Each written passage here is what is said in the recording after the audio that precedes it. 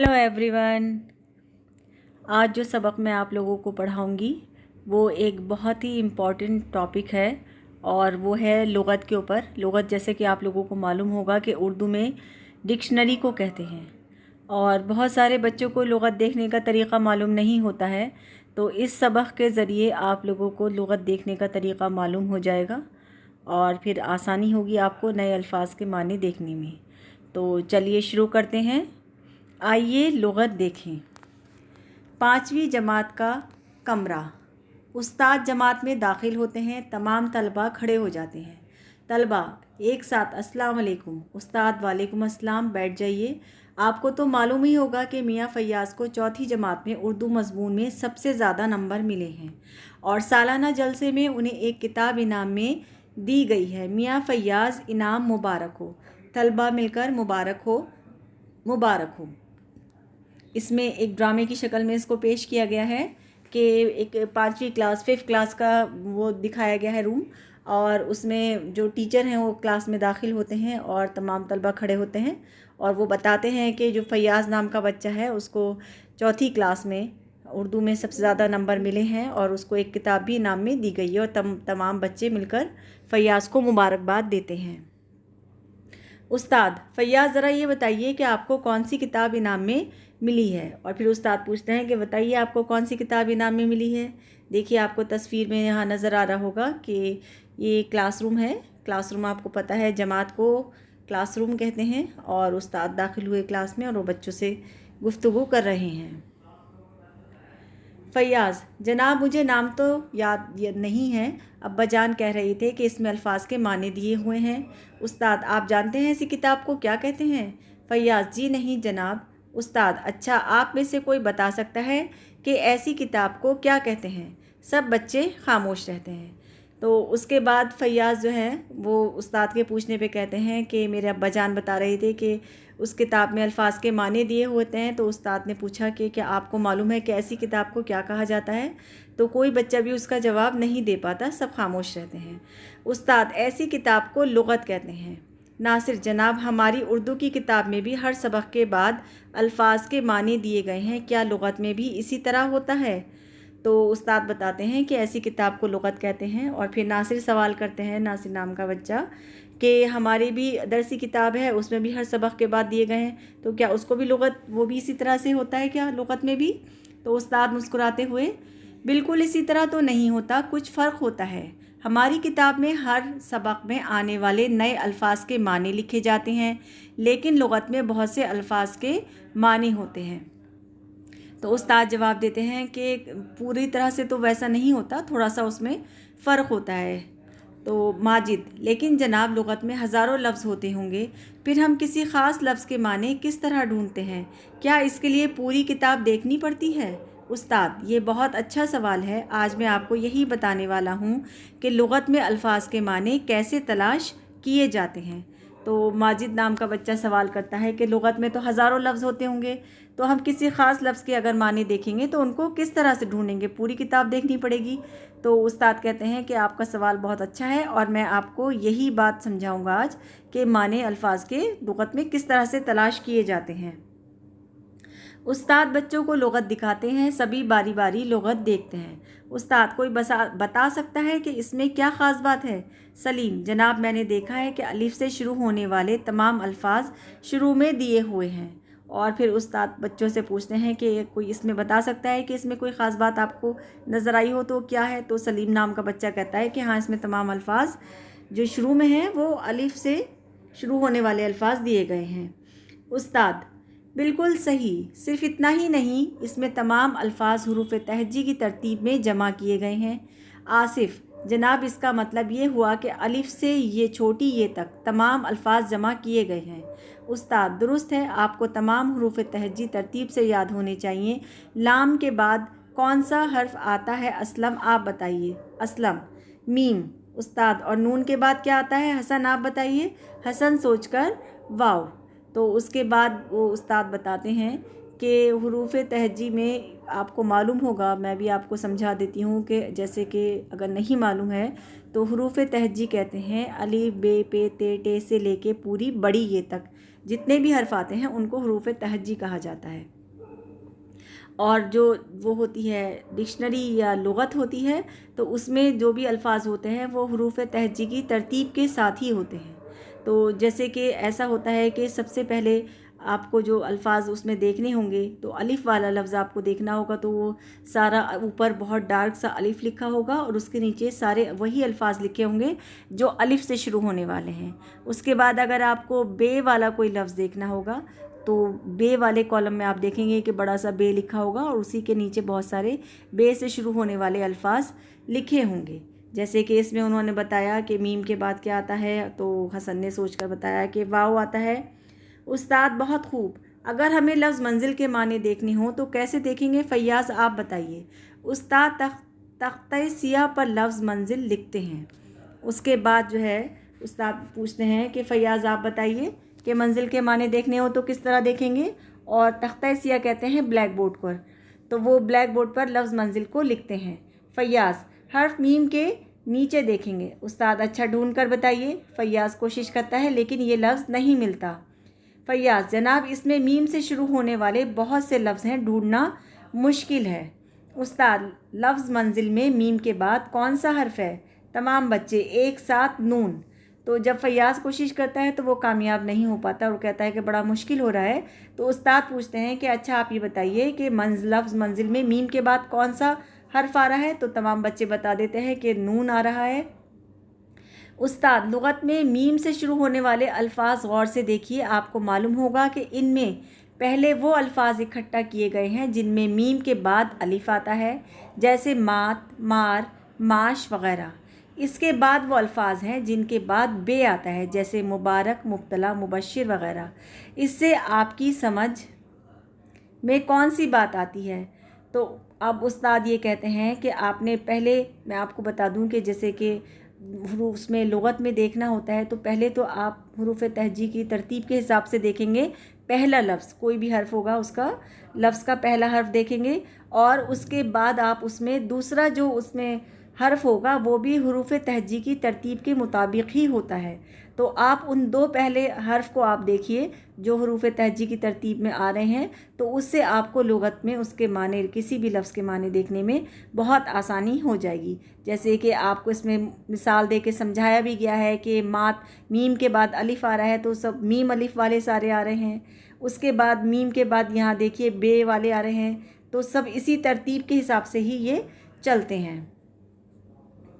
राशिद जनाब इसका मतलब ये हुआ कि यहाँ न सिर्फ मीम से शुरू होने वाले तमाम अल्फाज को एक साथ जमा किया गया है, बल्कि हर लफ्ज़ के दूसरे हरूफ का भी ख्याल रखा गया है। उस्ताद बिल्कुल सही, ये भी हरूफ तहज्जी की तरतीब में है। इसलिए लफ्ज़ मंजिल के माने ढूंढने के लिए आप किस बात का ख्याल रखेंगे? राशिद हम इसे मीम नून में ढूंढेंगे। उस्ताद अच्छा फ़ैयाज़ मीम नून के नीचे देखो।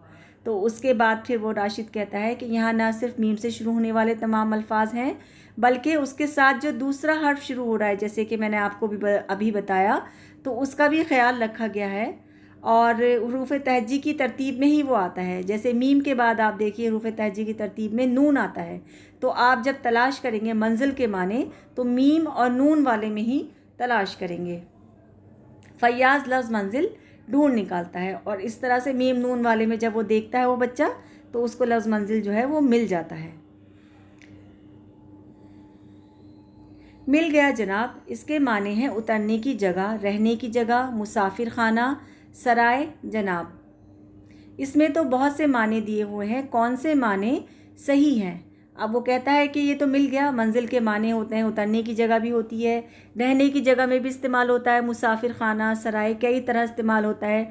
तो अब बच्चों के जहन में ये सवाल पैदा होता है कि इसमें तो बहुत सारे माने हैं, अब हमें कैसे पता चलेगा कि कौन से माने सही हैं? उस्ताद हर माने अपनी जगह सही है। लफ्ज़ मंजिल इस जुमले में देखिए, काफ़िला मंजिल पर ठहर गया, यहाँ मंजिल के माने होंगे उतरने की जगह। फ़र्ज़ कीजिए आपने किसी मकान पर सुल्तान मंजिल लिखा हुआ देखा, यहाँ मंजिल के माने होंगे रहने की जगह यानी मकान।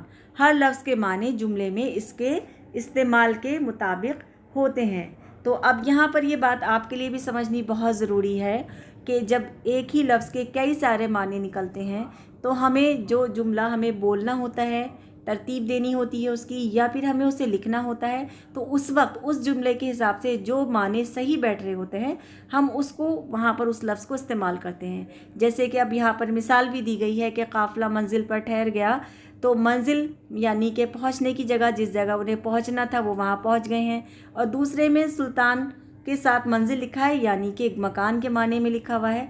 तो दोनों अल्फाज जो हैं उनके बिल्कुल माने बहुत मुख्तलिफ हैं, लेकिन वो अलग अलग जगह के हिसाब से बिल्कुल फिट बैठ रहे हैं।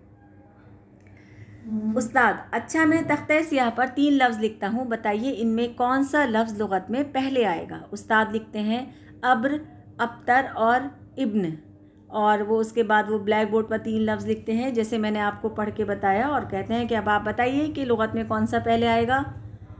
तो उसके बाद जनाब एक बच्चा कहता है मैं बताता हूँ। उस्ताद कहते हैं हाँ बताइए, पहले अब्र आएगा। फ़ैयाज़, क्या ये सही है? जी नहीं, पहले अब्तर आएगा। तो वो क्यों? उस्ताद पूछते हैं फ़ैयाज़, इसलिए कि इन तीनों लफ्ज़ों में पहले 2 हरूफ वही हैं, अलिफ और बे, इसलिए तीसरा हर्फ देखना होगा। अब्र में रे है, अब्तर में ते है, इब्न में नून है। हरूफ तहजी में ते पहले आता है, इसलिए अब्तर पहले आएगा, इसके बाद अब्र और आखिर में इब्न आएगा। तो अब आप ये देखिए कि पहले तो हमने देखा कि हरूफ तहजी जब हम उसको देखेंगे लुग़त में तो पहला हर्फ देखेंगे हरूफ तहजी के हिसाब से, फिर उसमें से अगर हमें तलाश नहीं कर पाते तो हम दूसरा हर्फ देखेंगे उस लफ्ज़ का कि वो हरूफ तहजी के हिसाब से तरतीब में कहाँ पर आ रहा है, और फिर उसके अलावा हम तीसरा लफ्ज़ भी देख सकते हैं। जैसे कि इसमें बताया गया कि इसमें क्योंकि इसमें मिसाल भी दी गई है कि हरूफ तहजी में ते पहले आता है, तो इसलिए अब्तर पहले आएगा और उसके बाद अब्र आएगा। तो ये आप लोग इस चीज़ को अगर आप लोग समझ लेंगे तो आपको उसके माने देखने में बहुत ज़्यादा आसानी हो जाएगी। उस्ताद शाबाश, मेरा ख़्याल है कि अब आप ये सारी बातें समझ गए होंगे।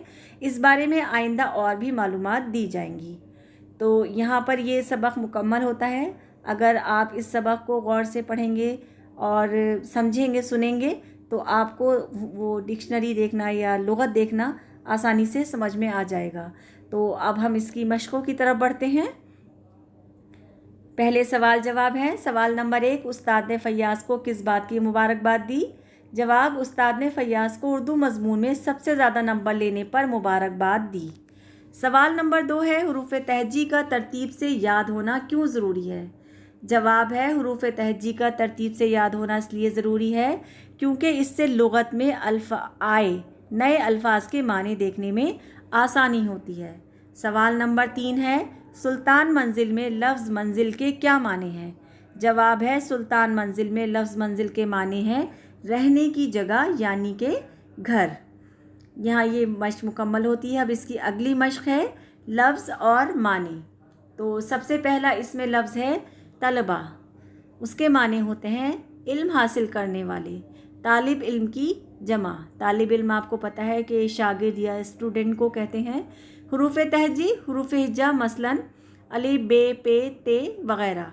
तख्ते स्याह यानी ब्लैक बोर्ड। मात कहते हैं हार या शिकस्त को। मार कहते हैं सांप को। और माश उड़द की दाल, आप लोगों को मालूम ही होगा, माश की दाल आपने सुना होगा। मुब्तला कहते हैं घिरा हुआ, गिरफ्तार। मुबशिर खुशखबरी देने वाला। काफ़िला मुसाफिरों का गिरोह, कारवां। अब्र कहते हैं बादल को। अब्तर कहते हैं बदहाल, बहुत बुरा हाल होना। इब्न कहते हैं बेटा। अब इसकी अगली मशक़ की तरफ बढ़ते हैं।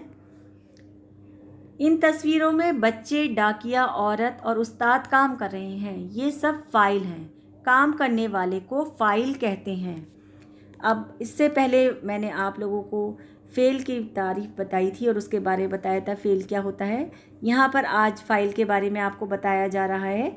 नीचे दी हुई तस्वीरों को देखकर फ़ेल और फ़ाइल लिखिए। जैसे कि आपको बताया गया कि काम करने वाले को, कोई भी जो काम कर रहा होगा उसको फ़ाइल कहा जाएगा, और जो काम हो रहा होगा उसे कहते हैं फ़ेल। जैसे कि अब पहली तस्वीर में आप देखिए कि एक बर्तन है, वो कुम्हार है, वो बर्तन बना रहा है। तो पहला इसमें फ़ाइल कौन है? कुम्हार है, और उसका फ़ेल क्या है? बर्तन बनाना। उसके बाद है यहाँ पर देखिए तस्वीर में एक लड़की नाच रही है, तो लड़की क्या हुई? फ़ाइल हुई, और उसका फ़ेल है नाचना। उसके बाद अगली तस्वीर देखिए, इसमें एक औरत कपड़ों पे इस्त्री कर रही है। तो फ़ाइल क्या है? औरत है। और फ़ेल क्या है उसका? इस्त्री करना। अगली तस्वीर में देखिए एक लड़का पढ़ रहा है। तो फ़ाइल कौन हुआ? लड़का हुआ और उसका फ़ेल है पढ़ना। उससे अगली तस्वीर में देखिए एक लड़का नहा रहा है। तो फ़ाइल कौन है? लड़का है और उसका फ़ेल है नहाना। तो इस तरह से आपको समझ में आ गया होगा कि फ़ेल और फ़ाइल में क्या फ़र्क होता है। अब इसकी अगली मश्क देखते हैं। नीचे लिखे हुए अल्फाज लुग़त में जिस तरतीब से आते हैं इसी तरतीब में लिखिए। अब यहाँ पर बीच में अल्फाज दिए गए हैं, इनको लुग़त की तरतीब के हिसाब से लिखना था और वो मैंने यहाँ पर आप देख रहे होंगे स्क्रीन पे मैंने लिख दिया है। मैं पढ़ के आपको बता देती हूँ। इसमें सबसे पहले आएगा अब्र, उसके बाद आएगा हर्फ, फिर सराय, लुग़त, मज़मून और मंजिल। अब इसकी अगली मश्क है, नीचे दिए हुए लफ्ज़ों को इनके सही खानों में लिखिए। अब यहाँ पर एक छोटा सा पौधा नज़र आ रहा है जिसमें बहुत सारे अल्फाज लिखे हुए हैं। इसमें कुछ मुज़क्कर हैं और कुछ मोन्नस हैं और उनको हमें अलग अलग खानों में लिखना है। मुज़क्कर और मोन्नस के बारे में आपको पता होगा कि मुज़क्कर जो मेल के लिए इस्तेमाल किया जाता है और मोन्नस फ़ीमेल के लिए इस्तेमाल होता है। और एक छोटा सा इसका फ़ॉर्मूला है, अगर आपने इसको समझ लिया, याद रखा, तो आपको हमेशा बहुत आसानी रहेगी मुज़क्कर और मोन्नस के फ़र्क को पहचानने के लिए। और वो ये है कि आप लोग जब भी आपको पहचानना हो कि ये लफ्ज़ मुज़क्कर या मोन्नस है तो उसको जुमले में इस्तेमाल करके देखिए। जब आप जुमले में इस्तेमाल करेंगे तो आपको बआसानी पता चल जाएगा कि ये लफ्ज़ मुज़क्कर है या मोन्नस है। तो मैंने यहाँ पर मुज़क्कर वाले मुज़क्कर में लिख दिए हैं अल्फाज और मोन्नस वाले मोन्नस में। मैं आपको पढ़ के बता देती हूँ। पहले मुज़क्कर वाले पढ़ के बताती हूँ। मुज़क्कर में है पहला काफ़िला, इनाम, हर्फ, लफ्ज़, सवाल और तख्ते सियाह। मोन्नस में है तरतीब, मंजिल, किताब, जमात, उर्दू और मुबारकबाद। यहाँ ये मश्क मुकम्मल होती है। अब इसकी अगली मश्क है, नीचे दिए हुए लफ्ज़ों के वाहिद लिखिए। तो यहाँ पर जमा अल्फाज लिखे हुए हैं, उनकी हमें वाहिद लिखनी है। मैं आपको पढ़ के बता देती हूँ। तलबा की वाहिद होती है तालिब इल्म, असबाक की वाहिद होगी सबक, और अल्फाज की वाहिद होगी लफ्ज़, सवालात के वाहिद होता है सवाल, मज़ामीन का मज़मून, लुगात का लुगत, मनाजिल का मंजिल और मालूमात का मालूम। तो यहाँ आपकी ये तमाम मश्क़ें मुकम्मल होती हैं और आप इनको अगर अच्छे से समझ लेंगे तो आपको बहुत ज़्यादा आसानी हो जाएगी आगे के काम को करने में और समझने में। और मुझे उम्मीद है कि आपको सब समझ में आया भी होगा अच्छे तरीके से। And I hope you enjoy this video. Thank you.